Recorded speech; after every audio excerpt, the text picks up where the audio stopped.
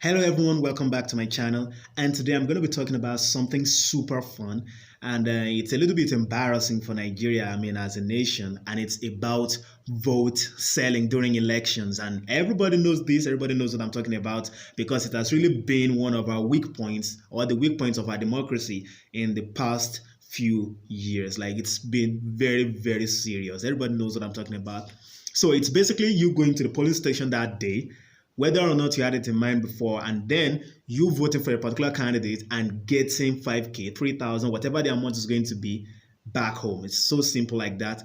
You show them the confirmation that you have voted for their candidate and they are going to pay you right away. So that's what I'm trying to say. It's literally vote buying and selling. So that's basically what we have turned our democracy in Nigeria into. So that's what I'm going to be talking about today. And I'm not trying to slam any particular political party or anything like that, but this thing is so prevalent that it is every single major party in Nigeria that is doing it. And even the smaller ones that are not really doing it simply because they don't have the money to do it. They don't have any money to fund it. That's the only reason they are not doing it. So it is basically something that is endemic in Nigeria. It is every single person is doing it.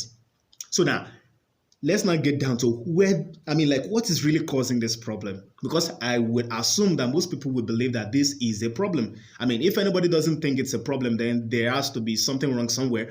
It is a serious, serious problem, and we really need to figure it out and understand how to fix it.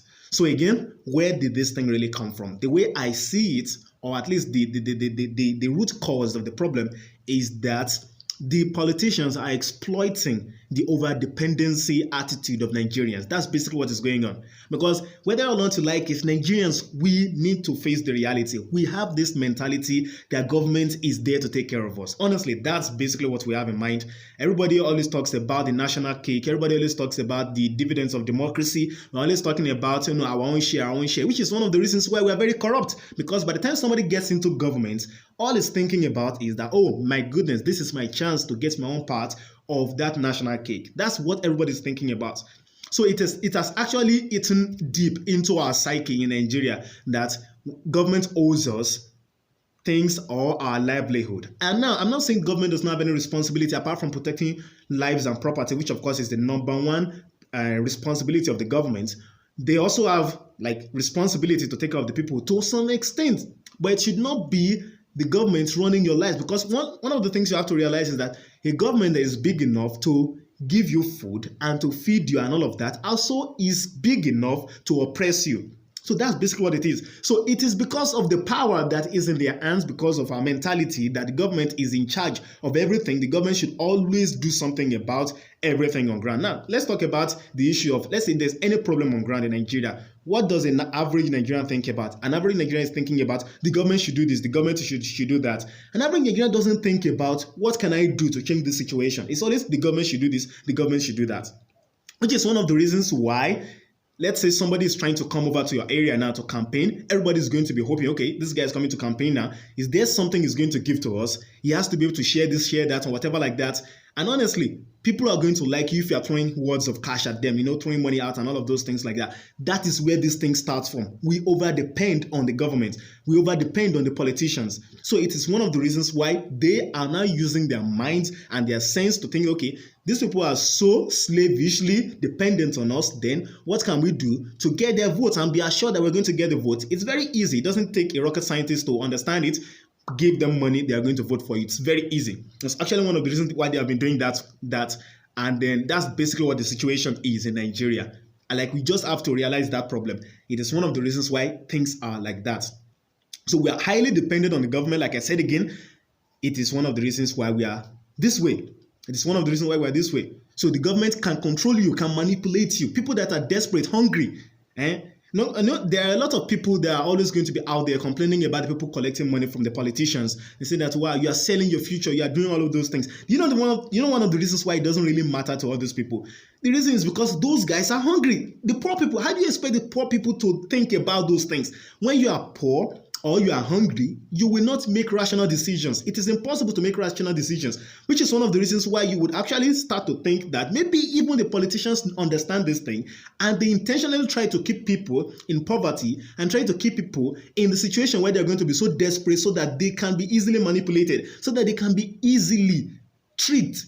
Because a hungry man is not going to be able to think wisely about the choice. He's only going to be thinking about it now, because at least he has to survive the now before he can get to that future you're talking about. If he doesn't survive the now, the future you're talking about doesn't make any sense to him. So as far as he's concerned, he's trying to get by at the moment. He's trying to survive this very moment.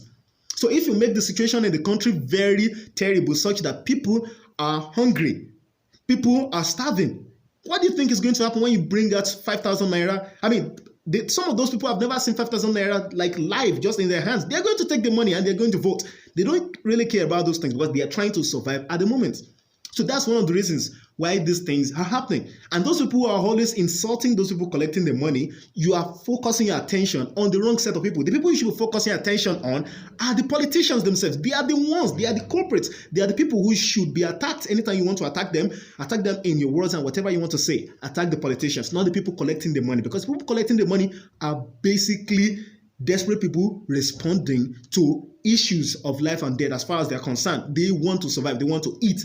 Like when the issue of food gets into the issue, it's very difficult for you to understand any type of thing. That's basically what is going on. So that's what is happening. And we really need to think about this issue. So again, insult the politicians, talk about the politicians. They are the root cause of the problem. It's not the people collecting the money. And honestly, is it not so funny that most of the people always talking about, oh, don't sell your future, and all of those things, those people tend to be the well-to-do people.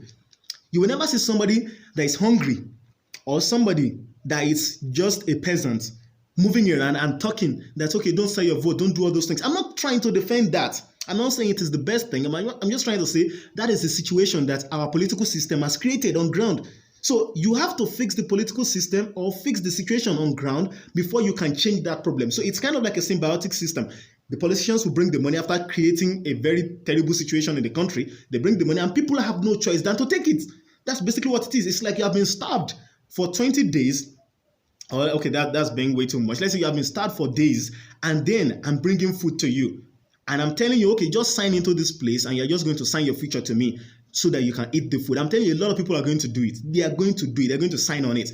We like to talk about the story of Esau and Jacob and, the pottage and all of that.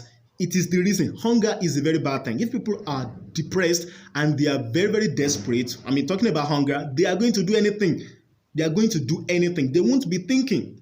So honestly, once more, we have to fix the problem on ground before you start talking about people who should not sell their votes. And then you have to insult and find ways to stop the politicians from doing that.